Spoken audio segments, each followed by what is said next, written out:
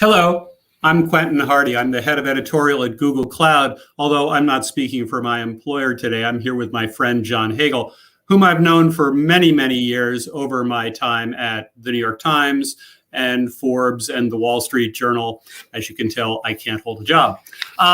Now, John has written something that I truly admire here, and that's why I'm here today. He's written a business book about the care and the growth of the soul.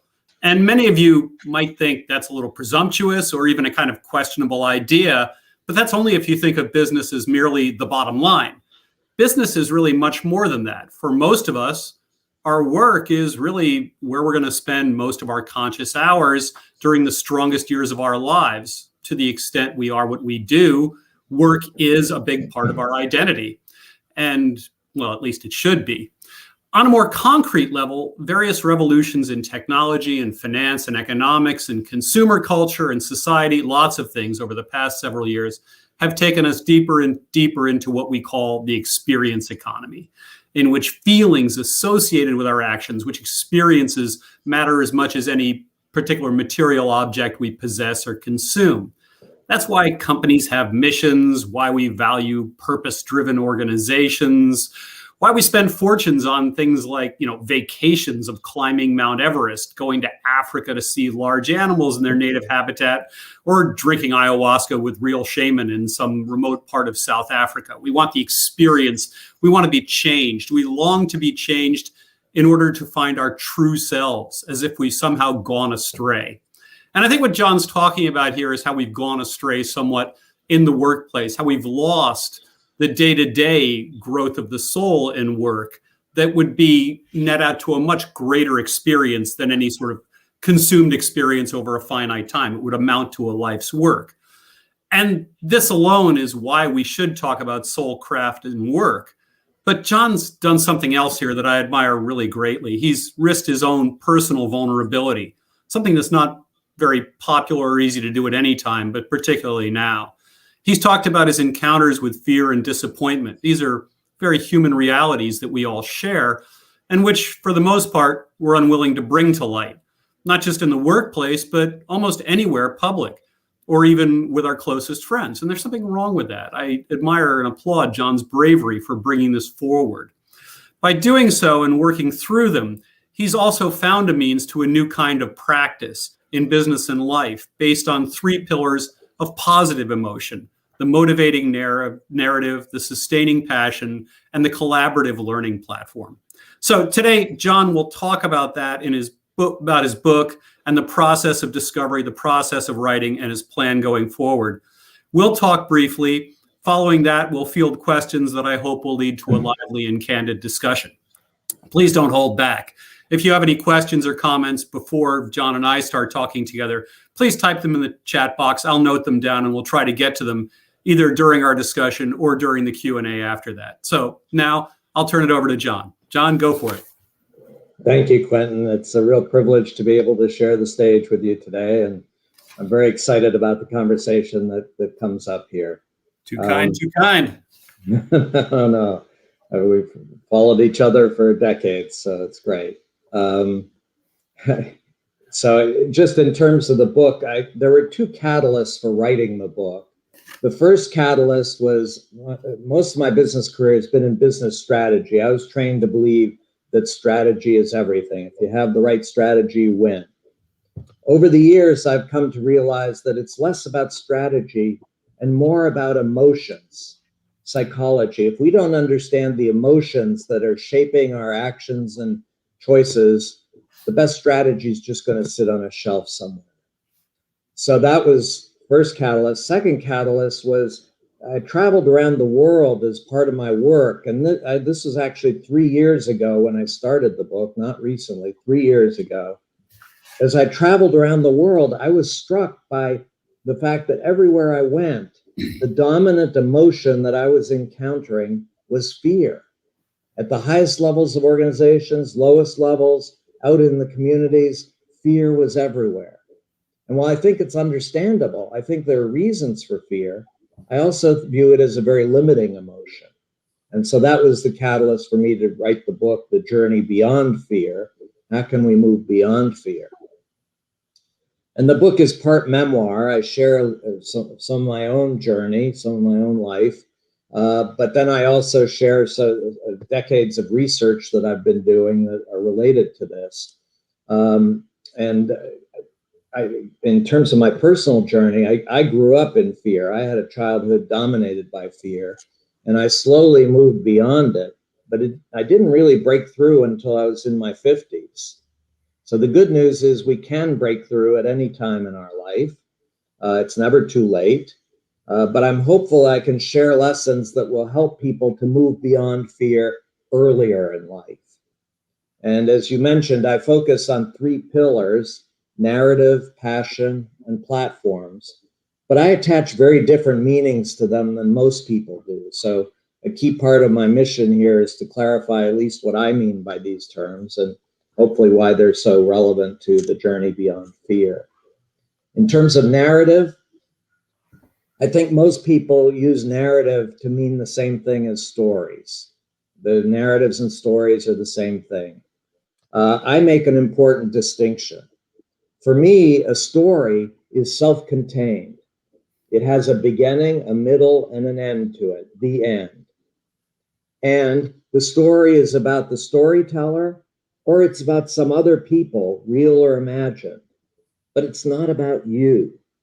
You can use your imagination to figure out what you would have done in the story, but it's not about you. In contrast, for me, a narrative is open-ended. There's some kind of big threat or opportunity out in the future, not clear whether it's going to be achieved or not. And the resolution of the narrative hinges on you.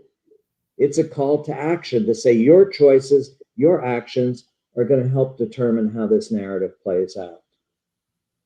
Now, I explored the role of narrative at many levels, at the level of the individual, at the level of institutions, geographical narratives, movement narratives. But here I just want to quickly mention, I think the big untapped opportunity is around corporate narratives. And the key here is a narrative for a company that is not about the company.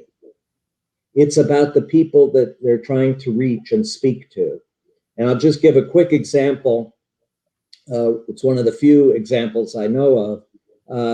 In the early days of Apple, they had a corporate narrative that was condensed into the slogan, "Think Different." But if you unpack the slogan, it was all about for decades, we had technology that was taking our names and giving us numbers, putting us in cubicles. Now, for the first time, there's technology that can allow us to express our unique potential and individuality. But it's not going to happen automatically. You have to think different. Will you think different? And I think it was very powerful. It's the reason why, for many people, Apple became the equivalent of a religion. It spoke to something very deep and an aspiration of theirs. But it wasn't about Apple. It was about the customers, about the people they were trying to reach, and the opportunity for them and the actions that they needed to take, not that the company needed to take, that they needed to take. And so I think it's a great lesson in terms of the untapped opportunity around corporate narratives, institutional narratives. I'll quickly shift to another pillar, which is passion. Again, I use it somewhat cautiously because in my experience, everybody has a different definition of passion. This comes from research that I did where I looked out in environments where there was sustained extreme performance improvement. In a world of mounting pressure, what we all want is sustained extreme performance improvement. And I looked at a variety of arenas, very diverse. The thing that was common in all of those arenas was the participants all had a very specific form of passion. And I've called it the passion of the explorer. And it has three components to it. One is the people have this passion, have a long-term commitment to being in a specific domain. And not just being in the domain, but making an increasing impact in that domain. They're there to act and have impact. Second attribute of a passionate explorer is what I call a questing disposition. They are really excited when confronted with unexpected challenges. They view it as an opportunity to have even more impact and to learn. So they get excited by those unexpected challenges.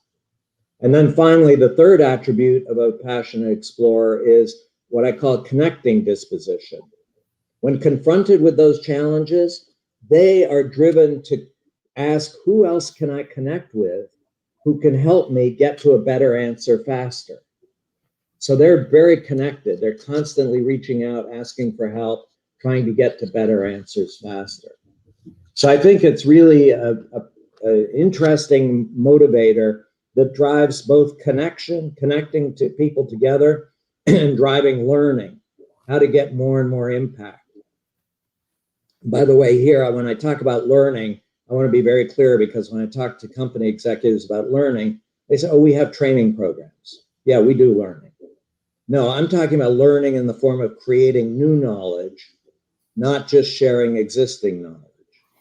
Passionate explorers are constantly creating new knowledge by confronting new challenges and getting to more and more impact.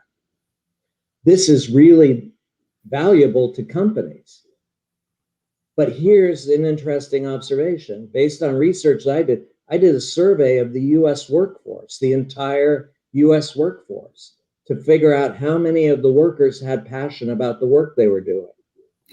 Turns out 14% at most. 86% do not have this passion about the work they're doing. What could we accomplish if we could draw out that passion in all our workers? That's an untapped opportunity. So I think that again, I view it as a big pillar in the journey beyond fear. People who have the passion of the explorer, they have fear. Yes, they're afraid, but they're moving forward because they're so excited about the opportunity to have more impact. And so they act to have more impact. And then finally, a third pillar is around platforms. Again, very widely used word. Everybody today talks about platforms. In my view, there are many different types of platforms. Most of the platforms that we know of today are either aggregation platforms that focus on short-term transactions, retailer buying and selling products online, accessing data, databases. You have a data request, you get the data, transaction over, done. Short-term transactions in aggregation platforms. Then there's another kind of platform, relationship platforms, which are more focused on helping more and more participants to build relationships with each other, friends and family on the platform. There's a type of platform that I think, again, is an untapped opportunity, and it's what I call learning platforms. And again, here I caution that I'm not talking about learning in the form of sharing existing knowledge. We have lots of MOOCs out there where you can access video lectures and workshops and exchange existing knowledge. I'm talking about a platform where the primary design goal is to help all the participants to learn faster together through action, motivating them and driving them to action, and then reflecting and learning from the action in terms of how to have even more impact. And in my view, there are very, very few examples, if any, of that kind of learning platform in a world that's rapidly changing, where learning becomes more and more essential in the form of creating new knowledge. I think that kind of platform is going to really create huge value over time. So I think we're in the early stages of what I call a big shift. And in that world, it's creating mounting pressure. And so the fear is understandable that we're experiencing, but I think it's very limiting. And one of the limits is we don't even see the opportunities that are out there, much less pursue them if we have so much fear. The other part of the big shift is we're creating exponentially expanding opportunity. We can create far more value with far less resource, far more quickly. But if we have fear, we don't even see those opportunities, much less pursue them. So the imperative is how to accelerate performance improvement in a rapidly changing world. And I think that that's where these pillars can be extremely helpful in accelerating performance improvement. But I think we first just need to acknowledge our own fears and recognize the fears of others around us, and then find ways to cultivate emotions that are going to help us to move beyond that fear. We'll also be able to do that much better if we can evolve our environments, our institutions, our communities, societies, so that they nurture the emotions that will help us to move beyond fear. So let me stop there. That just gives you a very high-level view of some of the key themes in the book. That's a pretty amazing start. Let's get a little bit deeper. I mean, you've said so much, and I guess the first thing to ask is, let's start with fear. Why do you think there is so much fear now? Do you think this is an exceptional period, or has this always been part of life and we just access it easier because we have more email and social media? No. Again, fear, it takes many different forms. I mean, you can be afraid of spiders, you can be afraid of heights. There are very specific kinds of fears. I'm talking about a more general fear about the future. Yeah. And at least my view is that, for about a century, we had a society that was an industrial society, relatively stable. You could reasonably confident that your children were going to have a better life than you were. Right. Now we're in, again, I believe, the early stages of a big shift where there are certain forces intensifying competition on a global scale. And competition takes many forms. I mean, for workers in the front line, it could be competition with robots. Is a robot going to take my job? Or is some lower wage worker in some developing country going to take my job? But the competition is intensifying on a global scale. Second element is the notion of accelerating pace of change. Things are changing at a much more rapid rate. Things we thought we could count on are no longer there. That's scary. And then finally, just the third element is, because of all the connectivity we've created, extreme events come in out of nowhere, cascade out of nowhere, and disrupt our best laid plans and activities. There, I mentioned pandemic. I mean, and I think the pandemic is certainly an indicator of this kind of pressure, but I resist the notion that the fear is all just about the pandemic, and once the pandemic goes, we'll be, happy again. No, I think the fear is much more fundamental. I think in identifying fear, you've really addressed something very, very large, not just about the nature of change in our time, but the way organizations, and particularly American working culture, is responding to it.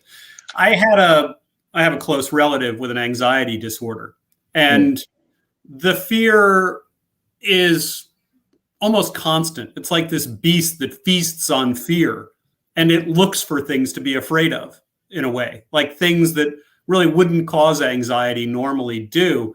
And observing it, it became more and more clear to me that fear is kind of based on the environment changing. There isn't a lot of information whether it's changing for the good or for the bad, but it's changing. The plan is changing. And so fear can seize on that, right? And that could be opportunity, but you're just not built to understand that, or not geared in that direction, because opportunity does require learning, and it does require vulnerability, because learning almost always, if it's valuable, requires not understanding at first and being wrong a few times. And, that means you're not showing competence, which is the line to North American business culture, where you have to be omnicompetent all the time. Yeah. And it's almost unthinkable to say, I don't know, or, I think that's going to take me a couple weeks longer than I thought, because I really want to understand this first. Things like that just don't fly. You've got to be, I'm on top of that. I know that thing. I'll get back to you immediately. I'll stay up all night. And it's not sustainable. It's not healthy. And it robs the work of purpose, because you're just trying to balance on this beach ball all the time instead of really involving yourself in things, right? So I do think something extraordinary is going on now, but it's not simply the pace because, the world has seemed to move faster for 200 years now, and we will get on top of this, or the next generation will. It's really up to us to find ways that, well, what you call a learning culture, what I would say is a learning and vulnerability culture, where we acknowledge the need to learn new things. And I can see why this upsets many people in business when you bring it to them, or why they don't seem to understand it, because you spoke of them saying we share learning. And what you're saying is, no, we need to admit vulnerability. We need to say we don't understand things. We need to effectively point at the status quo and say it has to be changed. There are things here that won't last. And that is very threatening to people professionally, even if it's accurate.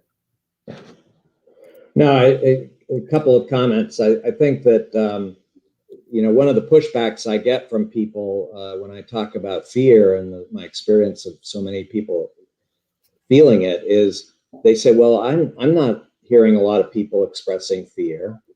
And, my response to that is, if you look at cultures around the world, I don't think it's just North America. I think in many, if not most cultures around the world, expressing fear is a sign of weakness. Yeah. And so people are very unwilling to express fear, even to themselves, to acknowledge their own fear, much less express it to others. And so I think it's a challenge, and they often express the fear in other emotions, like anger. I think a lot of the anger that we're seeing around the world today, if you probe beneath the anger, it's driven by fear. But anger is a much stronger emotion. It's okay to be angry. Just don't be afraid. Anger feels like certainty, even if it's insane. Yeah. No, absolutely.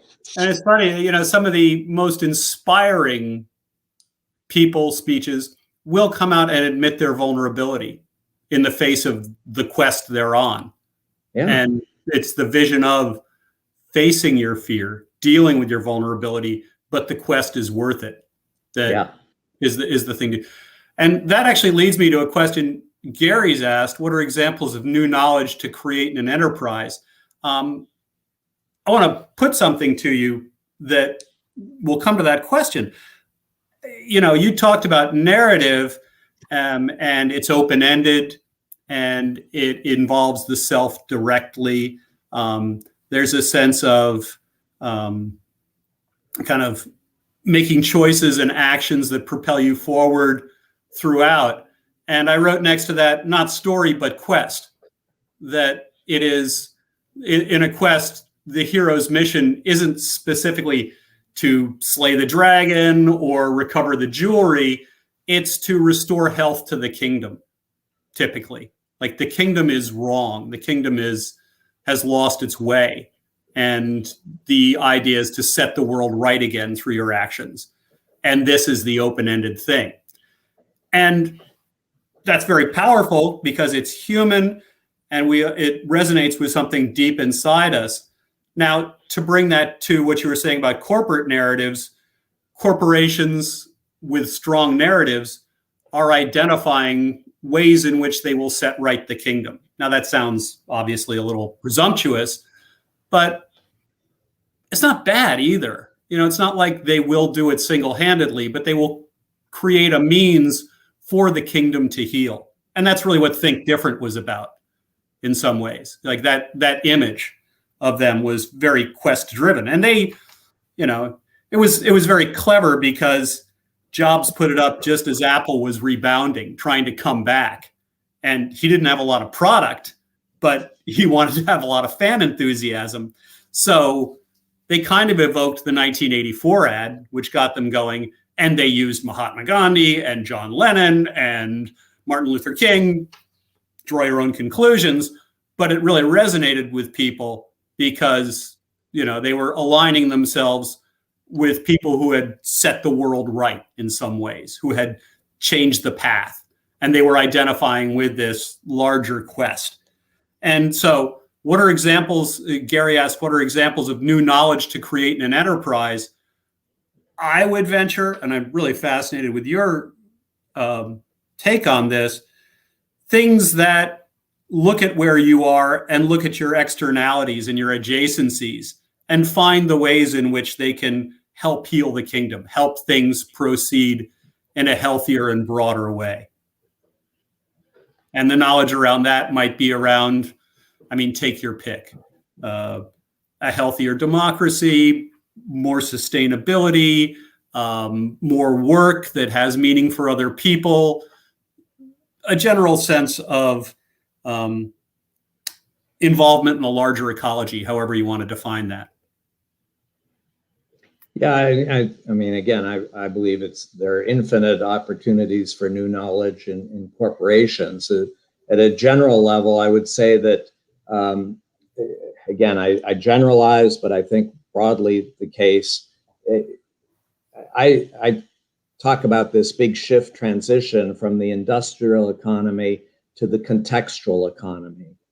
And I think increasingly, the success of companies hinges on understanding the individual context of a specific customer.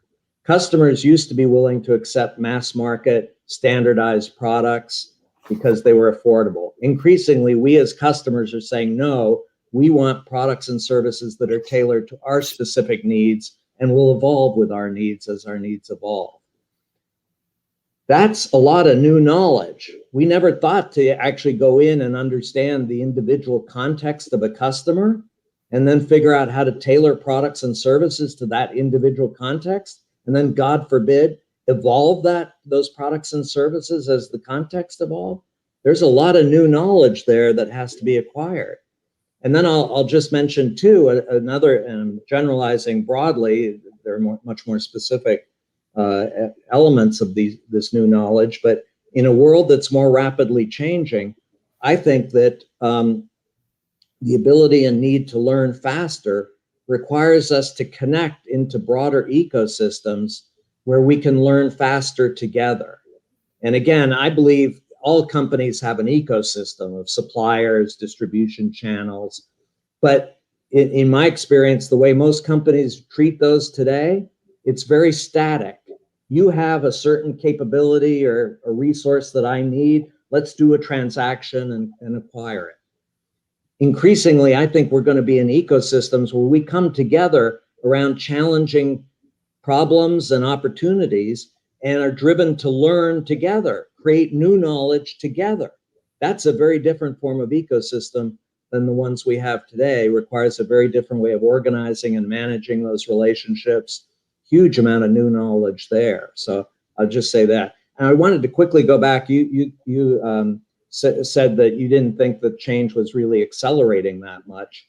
No, I said it's happened before. In the 19th century, nighttime turned into day for the first time. Continents talked to each other. That must have been mind-blowing.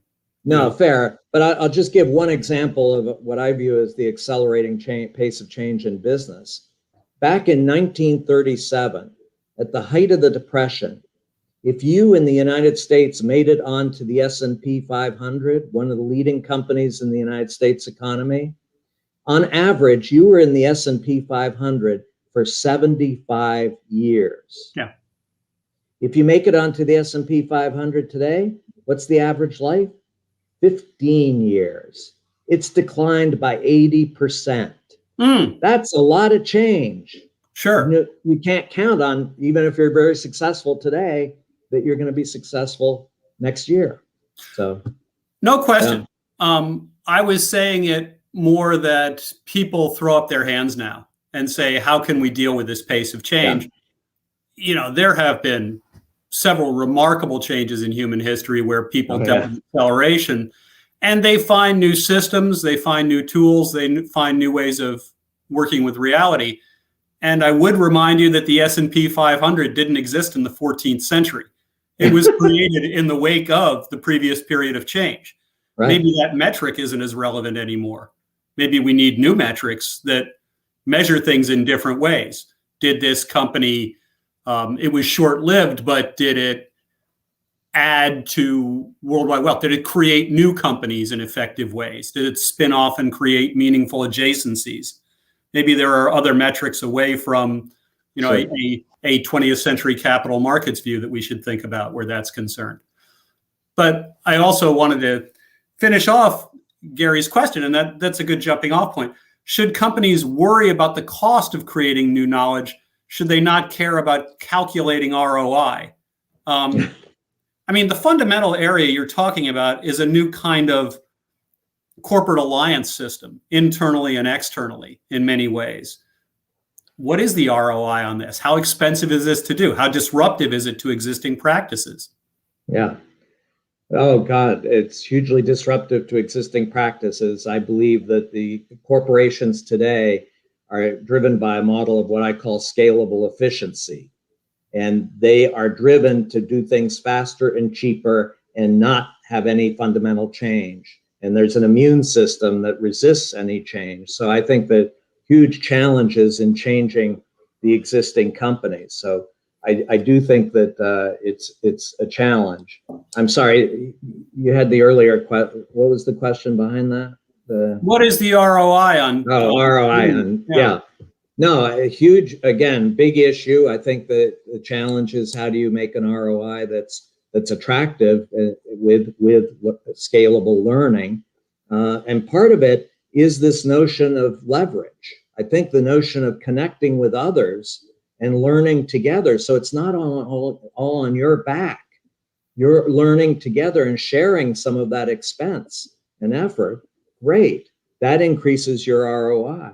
And then focusing on measuring impact quickly in terms of what value was created and delivered and how can I capture some of that value for myself becomes really central, versus just focusing on the expense side. It's how do I create the value and capture some of that value for myself? So I think it's, again, challenging on many levels. But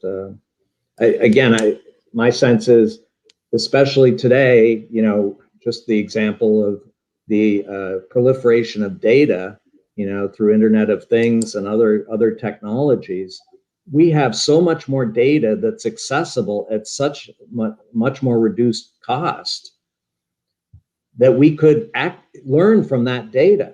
We could take that data and start applying it in ways that, again, would have been hugely expensive just 10 years ago. But today, modest expense. Let's do it. Let's apply it. Let's figure out some new approaches based on the data. Let's circle back to fear in terms of the responses people have had to your book so far. You've had a few close readers, and you are challenging people to live and work in a different way. What is the response you have when you talk about fear, when you talk about developing deeper forms of meaning in work and the changes that will force on people, when you talk about new styles of analysis? What do they say to you? Wow. Two buckets. On a personal level, when you talk about fear, and then in terms of the mechanics of changing the business around. How are people responding to you so far? Yeah. I think on the personal level, one of the things that I'm really struck by, and again, it may be self-selection of my network of friends and acquaintances, but I'm struck by the number of people that I'm having conversations with who are saying that the pandemic has been a real catalyst for them to step back and reflect on what it is they're doing and why they're doing it, and realizing they've been consumed with tasks that are relatively meaningless to them. And that this has been a catalyst for them to finally say, what is it that's really exciting and meaningful to me? And how can I pursue that in my work? And that's, again, I think going to lead to some pretty significant job turnover as people really start to act on that realization. And so unless they find work fundamentally different, they'll find themselves in a new place with the same set of problems, though. Well, but yeah, it could be. But again, it has to do in part with this question of passion. I think many of us went to work in a certain career because our parents told us that the best way to be successful and earn a lot of money is as a lawyer or a doctor. Even though you have absolutely no interest or passion in that area, you're doing it because your parents told you that's where you should be. And so being able now to move to an area where you're really passionate is something that I think is going to be different, even though the companies, yes, your point is absolutely correct. The companies themselves, this whole other conversation, I believe, are deeply hostile to passion. It's not just that they're not encouraging it, they're discouraging it, they're squashing it. And so I think that's a challenge that we're all going to face. But I think the opportunity to just rethink and course correct, if you will, in terms of where am I going in terms of my work. And then I think that the challenge for business, to me, I'm talking about profound transformation. And I'll just throw in here, I get cringe every time I hear everybody's talking today about digital transformation. Every company that I know has a digital transformation program. When you probe into what it is, they're applying digital technology to do what they've always done, faster and cheaper. Faster and cheaper. Yep. Scalable efficiency at its best. Yes. That's, to me, it's not transformation. It's just becoming more efficient. I use the metaphor of the caterpillar and the butterfly. You're helping the caterpillar to walk faster. You're not helping it to become a butterfly. Yeah, to put it in work terms, if you had installed electromechanical factories and kept artisan practices, you wouldn't have had a very successful factory. Right. Work has to change too. Sure. Yeah, at a fundamental level, I believe we have to redefine work at a fundamental level. And so I think that, and again, in my experience, there's a very powerful immune system within large organizations that resist change. And by the way, the people in that immune system, I don't view them as evil people. They're extremely well-intentioned people, but they're driven by fear. And when you have fear, you want to hold on to what you have and not take any risk, not do anything different. And so, really biting my lip here. I'm so tempted to talk about my previous employers in journalism and my current employer and the way they view encountering difference and expressing your passions. And one of them's doing really well. Anyway, again, I'm generalizing. There are exceptions, but I think people get the message. I suspect what many people, even the people listening right now, may wonder is, okay, passion, but how do I know? I had passion as a kid, but that's the passion of a kid. That isn't relevant to someone with all my learning and knowledge and responsibilities. How do I find this passion thing? You know, it's a good question, honestly, because if I had kept to the passions I had at 19, I would be irrelevant to myself now. You do need, it does change over time, and you need a path through which you change and grow. So you can't just go back and say, I wanted to be a poet, I'll be a poet again. Or, I wanted to be whatever, I'll be that again. You have to sort of think where you are now and who you are now and net your experience into where you're going forward. How do you do that, though? How do you find that passion? Yeah, I will say, first of all, there are people as young children who developed a passion and have pursued it for their entire lives. We call them well, they saw the passion and they pursued it. They resisted their parents' advice to become doctors and lawyers. They pursued their passion. So anyway, it can be done. And I think, to your point, absolutely, passions do evolve over time, can evolve. One of the things I did, and it's part of the memoir in the book, is I looked over my life at the various things that had excited me at various points in my life. And at one level, if you looked at it, they were so different, and there were so many different things that excited me in various points in my life. It was like, can this guy get stable and really lock into something? But it was an interesting exercise for me to step back and just reflect on, okay, what were those things that excited me? And was there a common element in all those things? And that really ultimately was the passion that I was pursuing. It manifested in different ways. But I think for many people still, they don't have something that really excites them. They haven't pursued what really excites them. And I think part of it's just stepping back and reflecting on today. What are the things, and I particularly encourage, again, in the context of narrative, to look ahead and look out into the future and say, are there opportunities out in the future that you would find really exciting? If we could accomplish that, if we could do that, that would be really meaningful to me. And so I have a couple of ideas or exercises. I'd like to know how they resonate with you. One comes from Elizabeth Gilbert, who wrote Eat, Pray, Love, which I wouldn't think would be a book that would resonate with me. But I heard her interviewed, and she said, more than passion itself, find things that spark your curiosity. Because if you're really compelled to keep investigating and going deeper, that will carry you more than a flash in the pan kind of passion.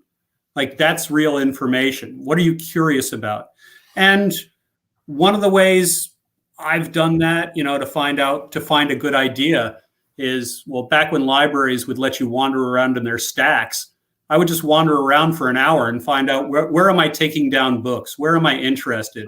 Yeah. And in different sections, are there ways I'm taking down books that are interesting? And to modernize that somewhat, wander around a big bookstore, or think about what you've seen online in the past week or two that you talked about later, that you didn't just consume, but actually provoked something in you. And see if there isn't some kind of theme there that amounts to a kind of curiosity, and pull on that a little bit. Yeah. Likewise in work, which problems stayed with you longer after they were closed, which left you with open questions. And just keep a little journal of that.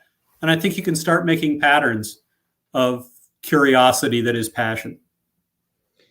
Yeah, no, I think that's a great filter to use to really identify the passion. I think part of it too, at least in my view, is that, curiosity is asking questions. To me, ultimately, passion is about acting and getting impact.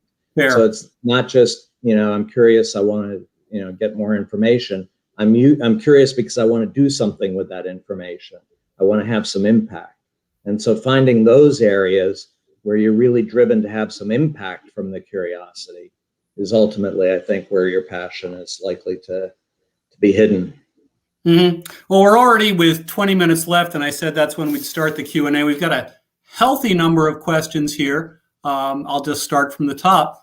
Change management and sustainable development is much more complicated in corporations compared to startups or normal enterprises.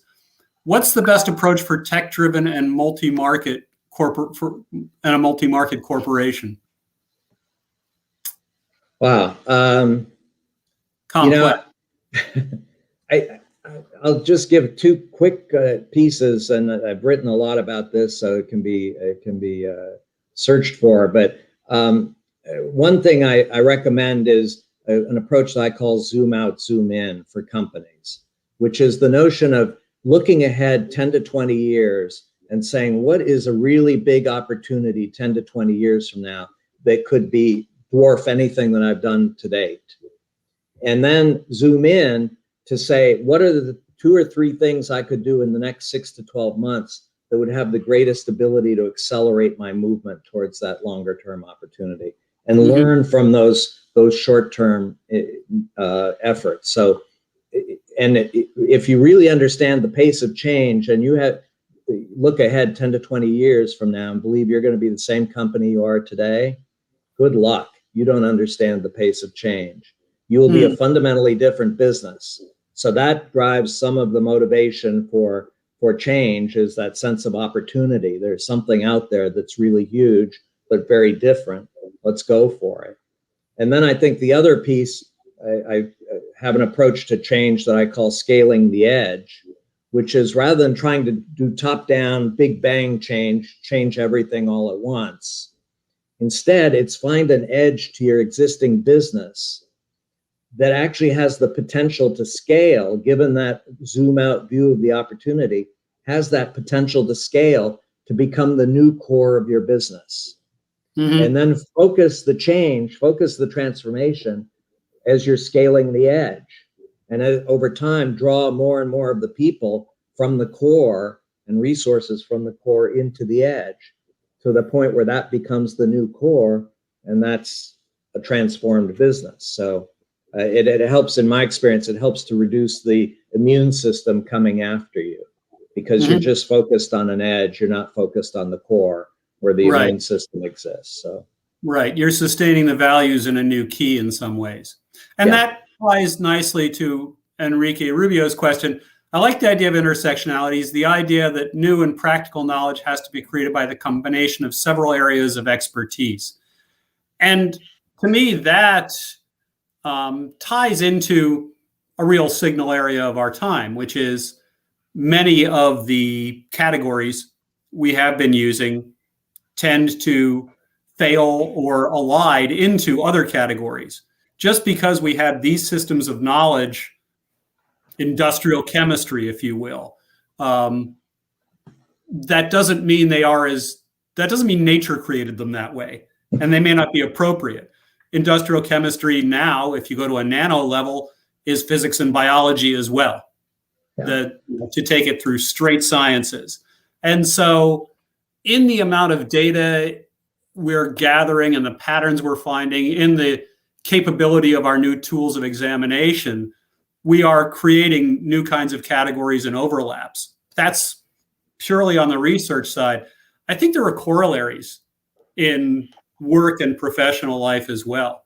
Capabilities that, if you abstract what you're doing, you can cross over and turn into passions. And here's where I'm going to get personal. Tell me about finding yourself in your 50s. What was lost? What was recovered? How did it change you? I can go first if you want, because I've changed careers not too long ago. But please.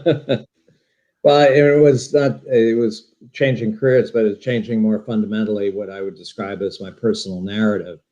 You know, most of my life was driven in fear. And the narrative that I had, a personal narrative, was we are all confronting challenges. Bring your challenges to me and I will help you to resolve them with analytics and rational analysis. It was all about applying reason. And, you know, it wasn't about my opportunity. It wasn't about something that was really big and exciting for me. It was about helping others because my needs didn't matter. That was a source of my fear. My needs didn't matter. And it was just helping others to solve their problems. Over time, I began to realize that, again, looking back and seeing what had really excited me over my life, it was the excitement of bringing, of creating, going out to an edge, an area that hadn't yet been explored, and finding ways to help people achieve more of their potential on the edge with other people, coming together with other people. So it was basically join me on the edge so that we can create more opportunities for others. And so it was a very different kind of narrative, and it ties into this whole notion of intersectionality. And I mean, I believe in a world of rapid change, we need to break down the silos. We have to find ways to focus on the edge, the boundaries that connect the different disciplines and expertise and departments. And that's where the new knowledge is going to be most valuable. And I think this leads us to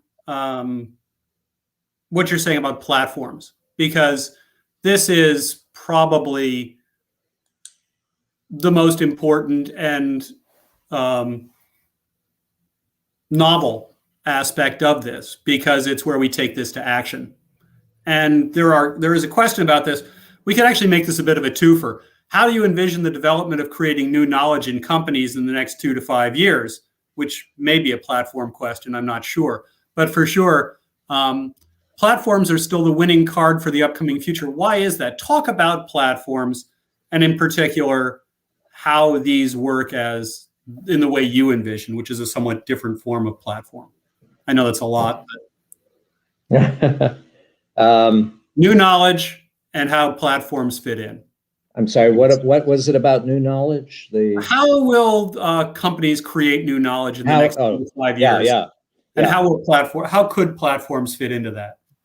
Yeah, well, I think in my experience, the key catalyst for creating new knowledge is focusing again on inspiring opportunities that can motivate people to want to search out, to first of all realize they don't know what the answer is, and then to move forward. I make the observation that leadership is going to profoundly change in the next decade. The mark of a strong leader in the scalable efficiency world is somebody who has an answer to all the questions. No matter what the question is, you can count on the leader to have an answer. And by the way, if they don't have an answer, maybe it's time to get rid of them and find somebody who does.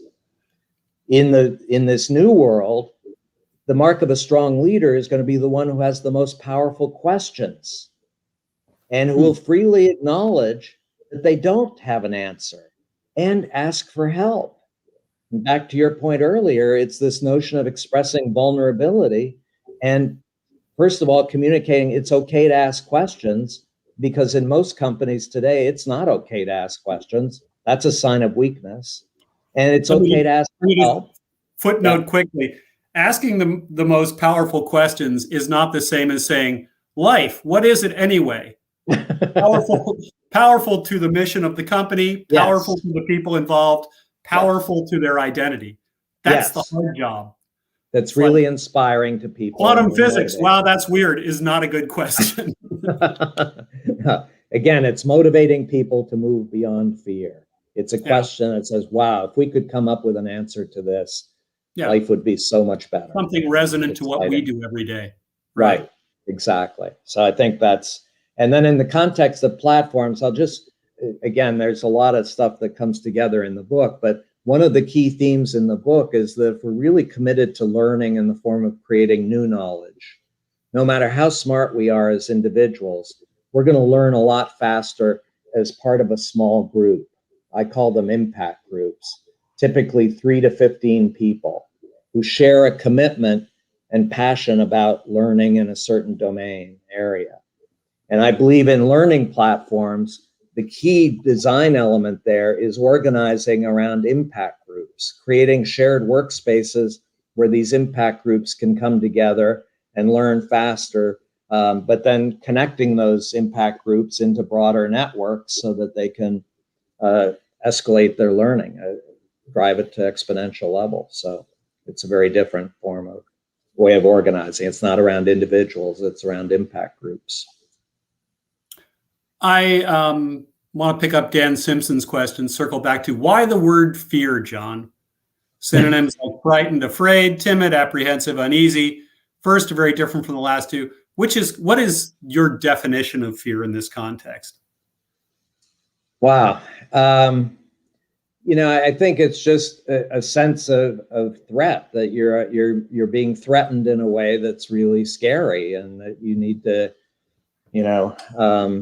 respond in some way. So it's, I'm not sure I have a very concise definition, but I think in general, it's this notion of I can no longer look to the future with confidence and excitement, that I'm seeing threats that are going to challenge things that are really important to me and make me less than I am today.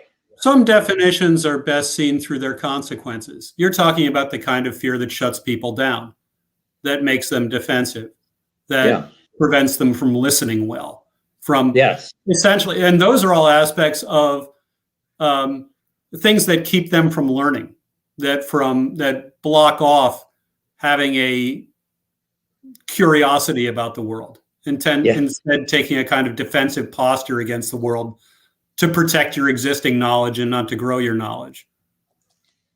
Absolutely. No, I think it's really, I'll also just throw in here that one of the buzzwords in the business world today is lifelong learning. We all have to do lifelong learning. You can't just get your credentials and then do your career. You have to learn every day of your life. And I ask, nobody talks about what's the motivation to do that. Why would you do that? That's a lot of time and effort and risk. And, when I press executives on that, well, the answer I get back is, well, if they don't learn, they're going to lose their jobs. So get to it. Lifelong learning. Yeah, but it's learning through fear. Learning through fear, right? Yeah. Fear-derived skills upgrades. Yeah. More than learning. Right. Not quite the same thing you have in mind. No, and finally, this is leading us to, let's Mr. Monroe's or Ms. Monroe's question, I'm not sure which. Their question is, what is the next step beyond e-learning where most companies are investing now? How do we go beyond e-learning to some broader or healthier learning? I assume is the question. Yeah. So again, definitions differ, but e-learning in general, in my experience, has to do with taking online courses and putting them into a digital form so that they can be consumed at your desk versus going to a class or a training room somewhere. And that's e-learning. Or you can just ask a question and get an answer, again, on transaction platforms when you have a very specific question and want somebody to share existing knowledge. So I think that's e-learning, at least the way I hear it in most companies. To me, the focus on learning is how do we create work environments where you can actually create new knowledge faster together in the work environment. And I'll just give one example here. One of the design principles, I've got a whole set of design principles around work environments to help accelerate learning. One is creating experimentation platforms for everybody in the company, not just in the research labs, not just in innovation centers, but for the janitors, for the people who are doing customer support.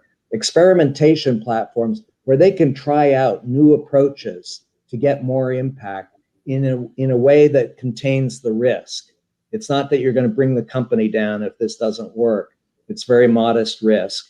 And it sends a strong message to people that experimentation is good. Experimentation is necessary. We need to find new knowledge through experimentation. And again, everywhere in the company, every department should be focused on experimenting and coming up with new knowledge. Well, we only have a few minutes left. And while I have no compunction about saying I'm here to plug your book is great, people should read your book, I want to plug the next thing because it's not enough. And Dan Simpson asks, some of your themes are extensions of your prior work. What's the key nugget that makes the book different? Address that. But what's also different here is I think you hope to go beyond this book with what you're doing here. So what's the key nugget and where does this go beyond this book? Yeah, again, to me, this is the first book. I mean, it's been in some of the work that I've done over time, but this is the first book where I've really made emotion the centerpiece of the book, that it's all about emotions, understanding emotions, and evolving emotions.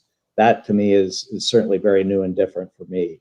And in terms of my next steps, I mean, I'm viewing this book as the beginning of an entirely new chapter in my life. My goal is actually, with this book, to then generate a set of programs that can help people on the journey beyond fear. And I want to create a new center where these programs can be available. And again, I view, while there will be individual programs, I resist the notion of you go to a workshop and you do it for a few hours or a couple of days and then it's over. No, I want this center to be focused on helping people to go on a journey, a long-term journey beyond fear, building long-term relationships with them, and as quickly as possible, bringing them together into these small impact groups. Again, 3 to 15 people who share their interest and passion for moving beyond fear, and where they can work together to support each other, challenge each other to actually get beyond fear and achieve more impact. Now that's what I call a stay tuned. I'm excited about it. That's a lot to look forward to. Well, as they say, time waits for no man, and we are at the clock. And everyone has to go to their work, which I hope today is richer and full of meaning. And I hope some of our conversation has helped you in that. And we all go forward and seek something more from our lives, an ability to reach each other and discover ourselves in this journey. And I'm John? definitely looking for feedback. I mean, again, I hope people read the book, but more importantly, I hope they'll give me feedback on what really resonates, what could I be addressing in more detail, because again, this is just the beginning for me. I want to continue to develop ways to help people on the journey beyond fear. Okay. Well, thank you so much, everyone. Thank you.